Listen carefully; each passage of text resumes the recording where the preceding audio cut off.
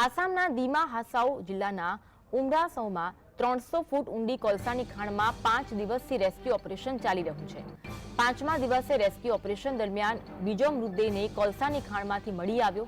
8મી જાન્યુઆરીના રોજ એક મજૂરનો મૃતદેહ બહાર કાઢવામાં આવ્યો હતો। એનડીઆરએફની ટીમ કમાન્ડર રોશનસિંહે જણાવ્યું કે અમે દરરોજ સવારે પાણીનું સ્તર તપાસીએ છીએ। જ્યારે અમે તે કરી રહ્યા હતા ત્યારે અમે એક શરીર તરતું જોયું, તેથી અમે તેને સવારે લગભગ 7:30 વાગે બહાર કાઢ્યું। પાણીનું સ્તર 6 મીટર ઘટ્યું છે। 5 પંપ રાતભર કામ કરતા હતા। આ ઓપરેશન 24 કલાક ચાલી રહ્યું છે। વાયુસેનાના વિમાન અને હેલિકોપ્ટર પણ બચાવ કામગીરીમાં જોડાયા છે। એનડીઆરએફ અને એસડીઆરએફની ટીમ પણ મદદ કરી રહી છે।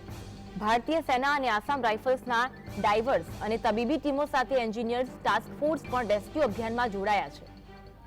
6 જાન્યુઆરીના રોજ જ્યારે કામદાર ખાણમાંથી કોલસો કાઢી રહ્યા હતા ત્યારે અચાનક પાણીનું સ્તર કોલસાની ખાણમાં વધી જતા આ દુર્ઘટના સર્જાઈ હતી।